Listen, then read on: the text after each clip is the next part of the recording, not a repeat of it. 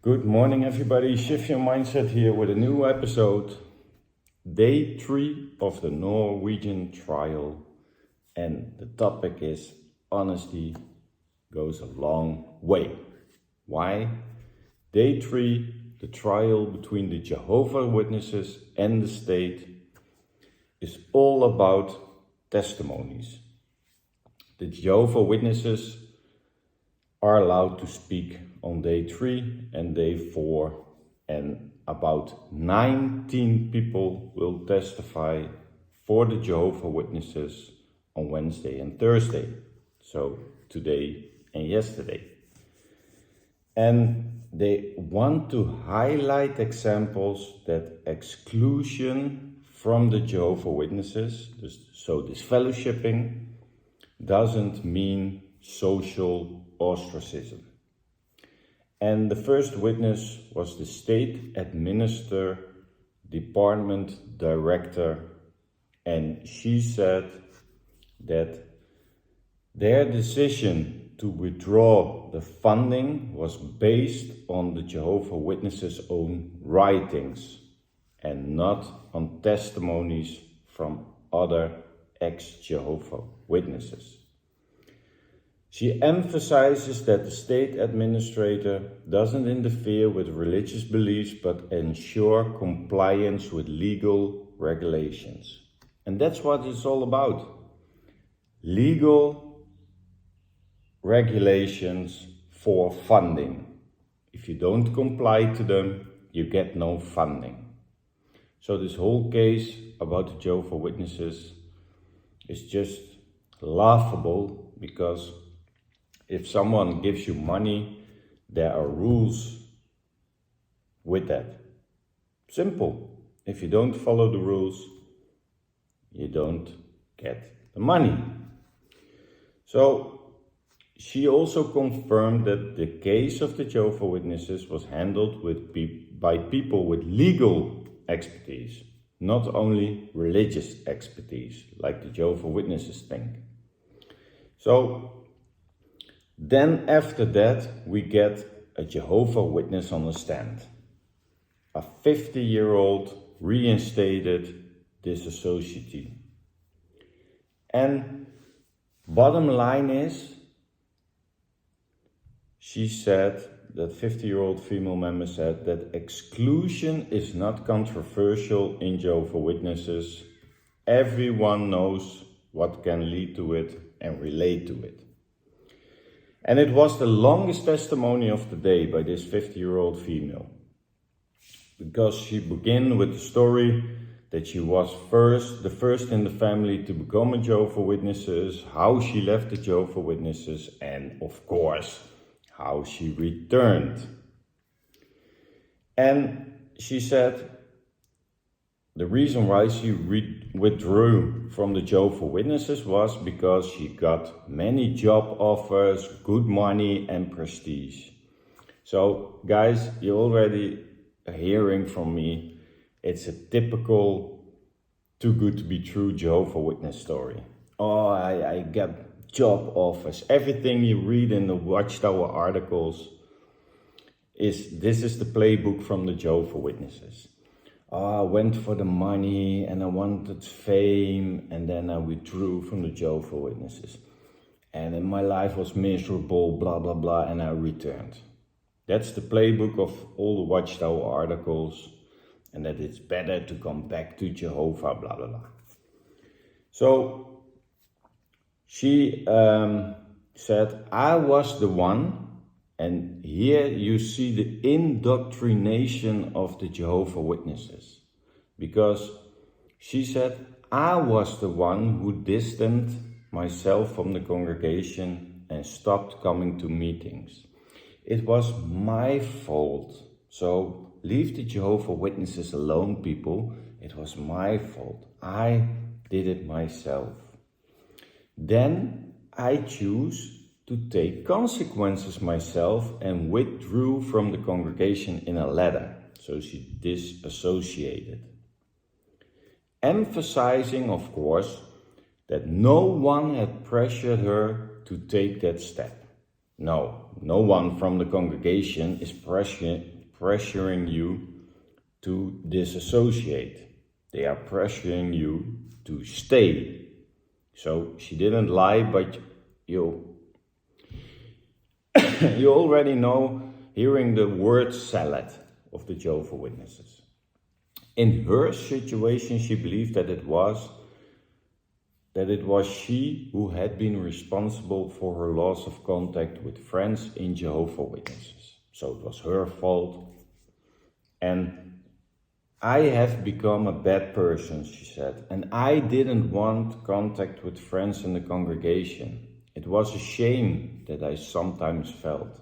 I didn't live up to the promises I made at baptism, while my former friends did what they could do to become the best version of themselves.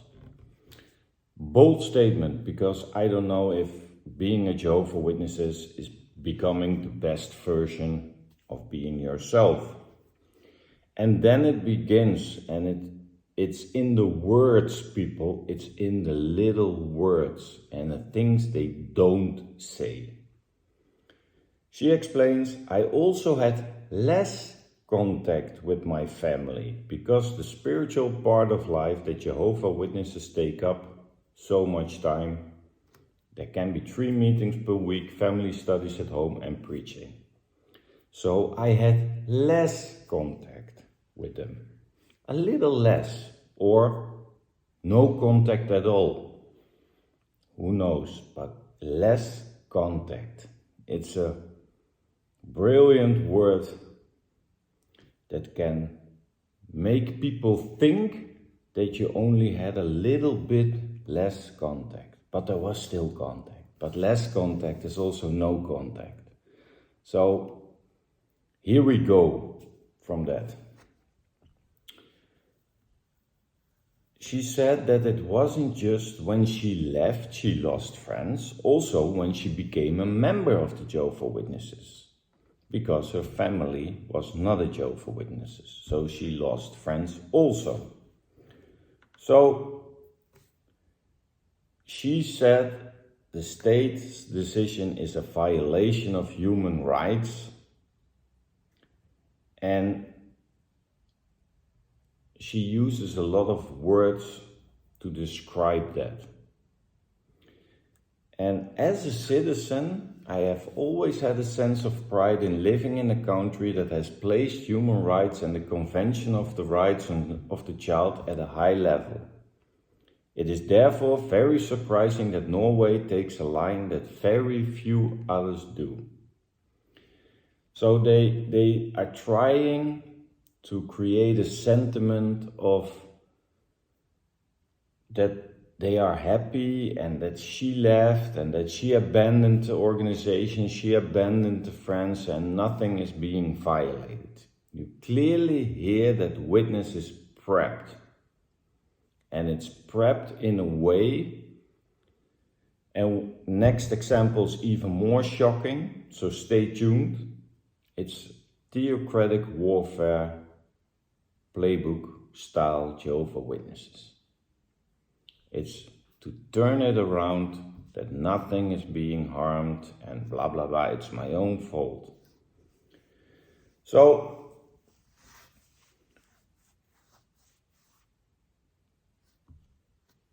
when the judge then asked her about the social contact with expelled persons, she replied, I don't think it is advisable to have a lot of unnecessary contact with those who are excluded. Again, the words, people. I say it again. I don't think it's advisable, true, to have a lot of unnecessary contact with those who are excluded. A lot of unnecessary contact. But a little unnecessary contact is okay, she kind of said.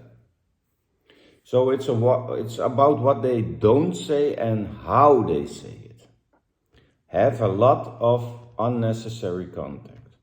That's also a lie, because it's advised to have no contact. And they just changed it before this trial to if there is contact, the only contact you can have is to ask someone to come to the congregation meeting in that kind of way. But it's not about unnecessary contact. No Jehovah's Witness is advised to ask to disfellowshipped or disassociated persons, hey, how is your day going? How's your work? What did you eat today? What did you do today? That are unnecessary contacts, and they are advised to have no contact at all with someone on a social level. And when asked what is necessary and unnecessary contact, she says it's up to the individual to assess what that means. So now it's a matter of conscience, suddenly.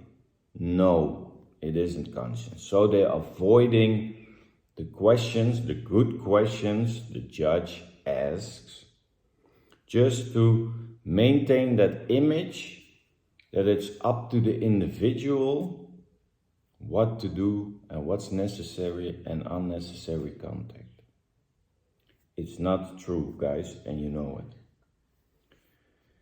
But she said, I think that the practice of exclusion, or she called it a timeout, is the best for everyone. For me, of course, for her, it was good because I had the time to reflect on my life.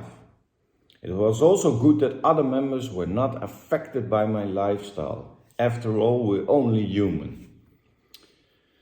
So that was the first testimony of the 50-year-old woman who it was all her fault that she went the other way, that she was disassociated, the congregation was clean, it was her own fault, nothing happened, nothing, and unnecessary or necessary contact, it's all up to you. Guys, it's unbelievable which picture they try to paint in that courtroom.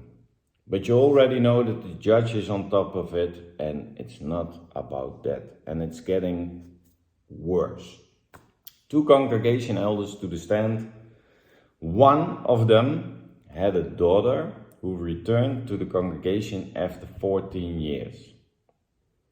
While the other elder had a sister who's been disfellowshipped and never returned. The first elder, serving in a congregation for 40 years, so must be an old elder, they took to the stand, a heavyweight elder. We had social contact with our daughter, although it decreased when she moved out to study. We visited her and she visited us. What? A congregation elder? As I can see, she lived at home. We had social contact with her daughter, although it decreased when she moved out to study.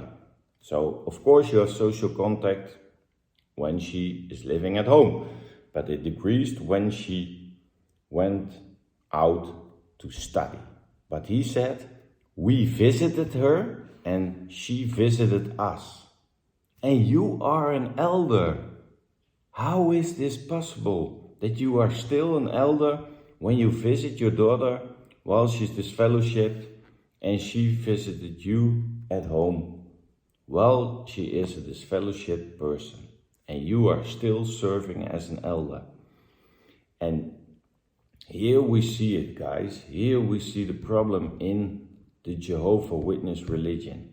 There are true Jehovah's Witnesses who are following the rules, no contact.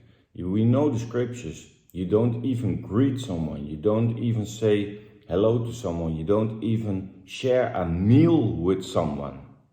And this elder in the congregation who is giving you this advice, who disfellowship people, who are counseling people, who are visiting people at home to give a shepherding call and tell you that you have to cut off your, how do you say it, your contacts, your social contacts with a disfellowshipped family member maybe.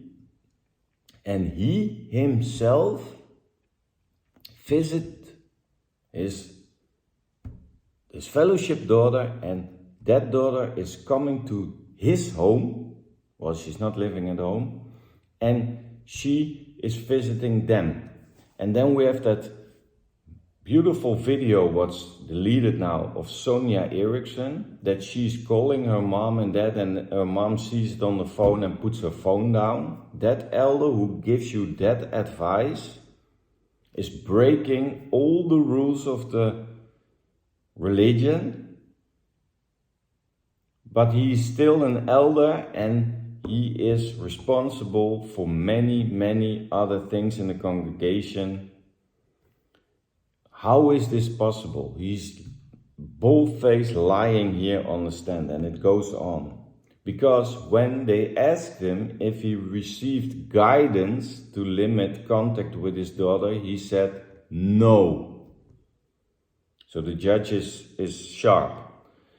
When he was asked if he received guidance to limit contact with his daughter, he said no. There is guidance. There's guidance in the Watchtower articles. There's guidance in the Shepherd of the Flock book, that secret book he has, where he is counseling people from on a daily basis. In that book, it is said that if you are having contact with disfellowship persons, that you can't have, how do you say that? That you can't serve as an elder, that you can't serve as a ministerial servant, that you can't have privileges in the congregation if you are in contact and staying in contact and go on with that contact. Even when the elders warned you, you still go on with having social interaction with this fellowship of disassociated persons. You can't get privileges in the congregation. They can even strip your microphone duty or your audio video duty or whatever. And he said there is no guidance to limit contact with disfellowshipped people. Bold-faced lie. And for the Jehovah's Witnesses who are watching this, please pay attention to what your people, your leaders, your elders, the governing body is behind this testimony, of course. They rehearsed it. There is no guidance, so you can do whatever you want. There is no consequence, because this elder says, and he makes fun of you guys who are truly believing in Jehovah and the organization. But you have to separate those two. Jehovah and the organization, what you see now and what you hear now from me, are two separate things, two separate entities. Jehovah organization. And this organization, just like the Australian Royal Commission, someone here on the stand is bold-faced lying, because every Jehovah's Witness knows that there is guidance. Every Jehovah's Witness, every few months you read in that Watchtower article, you study with your congregation that you have to limit your social contacts with people who are left the organization, that you don't share a meal with them, that they are apostates, that you have to turn the other way if you see them, that you don't have to greet them, that you don't want to be a part of that life, that you have to protect the flock, that you have to do everything you can, that their attitude and behavior is gone from the congregation. You have to keep the congregation clean and blah, blah, blah. We all know those things. It's a whole list of things you don't do when someone is disfellowshipped. And he said, no, we never received guidance. How can you lie like that? 40 years is he an elder. He should He should know the Shepherd of the Flock book by heart. He should know everything from the head on the top of the dome. He can dream everything what's in it. And he says there is no guidance. So they confronted him with the Jehovah's Witness book, of course. Keep yourselves in God's love, where it directs readers to avoid a person who is expelled from the congregation, and that contact with family members who have moved away should be kept to a minimum. He responds, where the boundaries are is a matter of conscience. He is indoctrinated by the lawyers to lie. And the shocking part for me is that if you are elder and you're truly a good believer and you want the best for everyone and you want to follow Jehovah's rules, why are you such a pussy that you let yourself be a part of this scam just to benefit the organization? You're pimping yourself out for that organization. You've been pimped out because they are using you to lie just to get some funding. It's not a life and death situation. That elder doesn't have to lie because another brother gets shot if he gives another answer, an honest answer. There's no gun to someone's head. It's just a little bit of money what's involved. And you let yourself being pimped out by the governing body to lie that there's no guidance. And on top of that, where the boundaries are is a matter of conscience. And also he says the practice has also been adjusted a bit over time. Yeah, it's the only contact you can have is what I said, what's in the letter of the congregations also, that you can greet a person in the congregation meeting hall and that you can encourage someone to come back to the organization or to the Kingdom Hall meeting. But there is no contact. No ex-Jehovah's Witness now is in contact with his family if they are following the rules, because you don't eat with them, you don't interact with them. No ex-Jehovah's Witness has a good communication now, a good relationship with his Jehovah's Witness family. Everyone get the hell shunned out of us. And he lies to cover that other lie. And then he explains the difference between a former member who keeps their mouth shut and says nothing about their plight and those who speak out and how they are viewed. He said there's a difference between whether a member actively opposed the congregation and whether the person in question merely withdraws. So I'm the opposing one, because what does it mean? Of course, they ask him. He said it could be if someone warns against us in the press, online or similar, that it is an opposer of Jehovah's Witnesses. And those are treated differently than someone who's withdrawing just by themselves. Yes, because a person who is withdrawing, elders can pay that person a visit to return to Jehovah.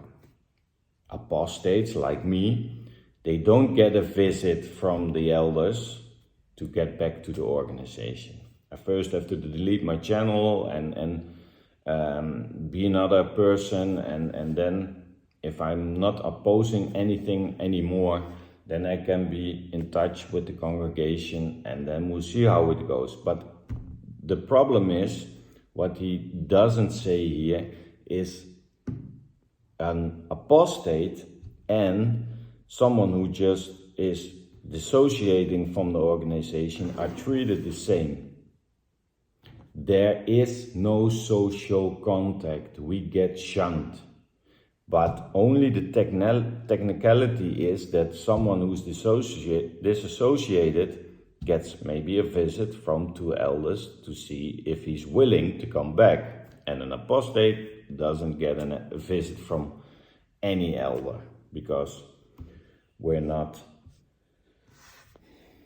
worth it, as we can speak clearly. So this is the summary of today's episode, day 3, day 4. Today, the day I'm now recording, is also going on with testimonies from Jehovah's Witnesses, but it's getting already freaking unbelievable, people. We have someone who's saying in the summary, someone 50-year-old woman, it was all my fault and it's normal, blah, blah, blah. And we have an elder with so much experience who's getting pimped out by the governing body to lie that there's no guidance about staying in contact with people who are disfellowshipped or disassociated. And then on top of that, he said, what was it? He said, oh yeah, where the boundaries are is a matter of conscience. So people, watch out for these people, because they say one thing in court and they say another thing in the congregation, in the literature, on conventions, everywhere. And I want to end this part with the Jehovah's Witnesses Bible, with a scripture, especially for this elder. Proverbs 19, verse 5. A false witness will not go unpunished, and the one who lies with every breath will not escape. So 40 years experience elder, a false witness will not go unpunished.